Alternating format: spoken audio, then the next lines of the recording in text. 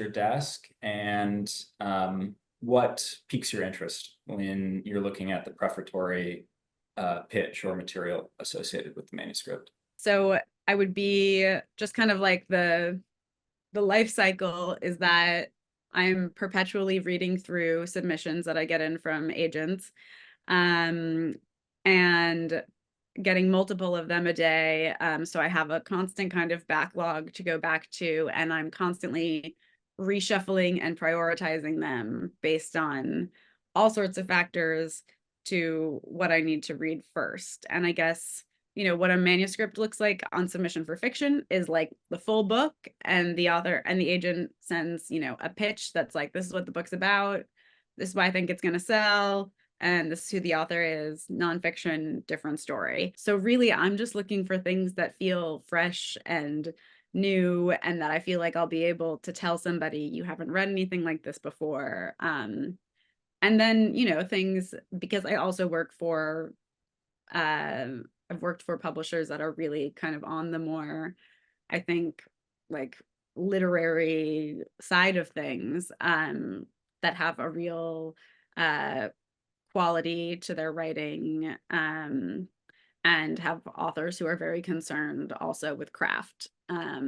So it is like a meeting of those two things, that kind of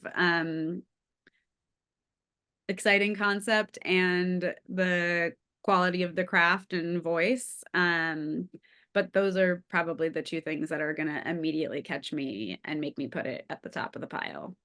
And otherwise, competition. If somebody emails me and is like, I have 8 other editors that are already like chomping at the bit, they want to offer on this, have you read it yet? Then if I haven't read it, I'm like, and I read it.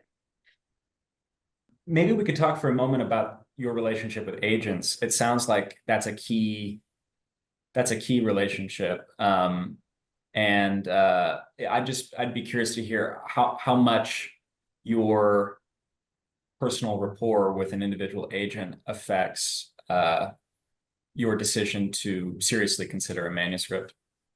I mean, as you can kind of hear from how or could probably tell from how I answered the last question, it's an incredibly, your taste is incredibly subjective, right? And so I'm getting, a lot of these people have also been in the industry, these agents have also been in the industry for many years. They were assistants to big deal agents when I was assistant to my editors.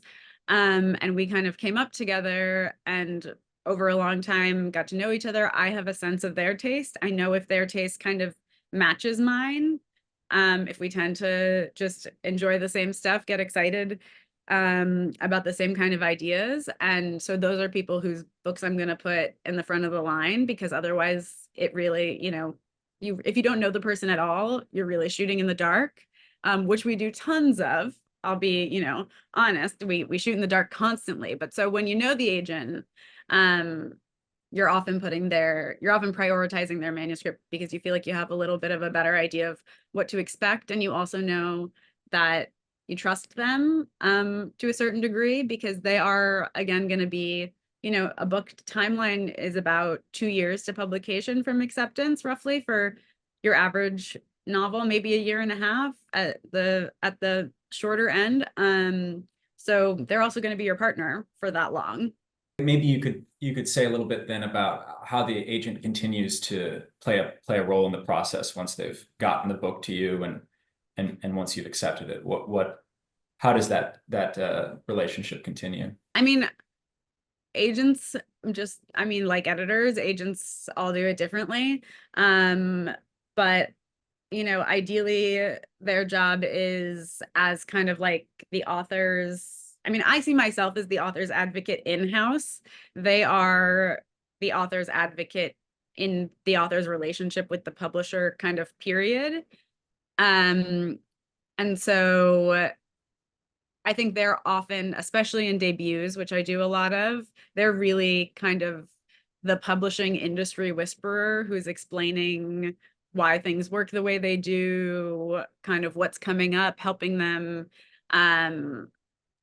just giving them even more context than I can give them, about, why something maybe why things work the way they do, and what they should expect. So I'm including them in conversations about pub date, about cover, about title, and they're often, chiming in with their thoughts, and ideally also, kind of their own bits of manpower when it comes to the things that we have to get done on behalf of the book, like getting blurbs, getting media attention. Everybody's kind of like throwing in their whatever they have to offer whenever they can. So you mentioned that freshness is really important to you when you are determining whether you want to read a manuscript. Can you speak maybe in specific terms about what that looks like for you? Perhaps with an example or two. What pops out, and is it consistent? So I think that there's all different kind of like schools and ways of publishing, and there's so many readers who love books that abide by a certain formula, and they kind of not even like, or just, yeah, a certain formula, or exist in a certain space, with a certain amount of predictability around it. And that's why you see a lot of books that quite literally look the same on the shelves, are published in the same ways, are kind of, blurred by the same people, all of these kind of things, because there are a lot of readers, I think, who like read something they like and they want more of that same thing. um I find that one was just harder for me personally to get excited about. Um, and two, because like the more challenging, more exciting aspect of publishing for me is kind of like building it from the ground up every time, and the whole publication having to be a new kind of bespoke thing, finding a new way in. So if something very closely resembles something else that's been successful, most of the time, my concern is more like, what if it doesn't live? Maybe it's not going to live up. Like, I want to do something that doesn't have, this standard already, so that I can create the standard. Like those books that feel very familiar, they have a ton of comps, which is a comparison title that you use both financially and, kind of marketing wise, to like predict a book, kind of like a book's pathway. Um, but I like to think that kind of my part of my job and part of the purpose of my list over time has been to establish books that can serve as new comps, that they haven't often had comps, um, in the industry when I first bought them. I mean, and Nightbitch, I think, is a good example of that. I say the pitch is like, it's a one-liner. It's a stay-at-home mom,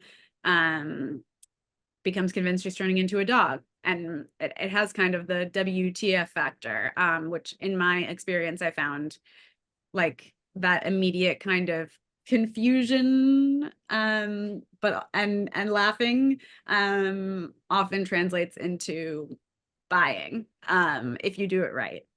Well, we're almost out of time. Maybe a parting question would be for you to reflect on how your tastes as an editor have changed over time. You mentioned that you have a list, that editors have a list, agents have lists. Maybe you could talk about the evolution of your list to close us out, and possibly give us a little teaser as to what's next for you. So yeah, everybody in publishing, you've got, if you're an agent or an editor, you've got a list. That's kind of your brand, your reputation. Those are an outward extension of your interests largely, I think. And unless you're changing jobs drastically, kind of the best indication of what you might want to buy in the future too. I think I have always, I grew up as like a big fantasy kid. So, but when I first started in publishing, I felt like that was something that couldn't really come in because I was doing literary publishing. And I had also just come out of a creative nonfiction writing program that was very, excited about kind of lyric essay and, you know, I was obsessed with Annie Dillard and Maggie Nelson, and I thought I wanted to publish them. These very kind of interior stories, often focused on making kind of, in some way, like the ordinary, extraordinary kind of thing. And felt like I needed to move away from the genre elements for things to feel serious, I guess.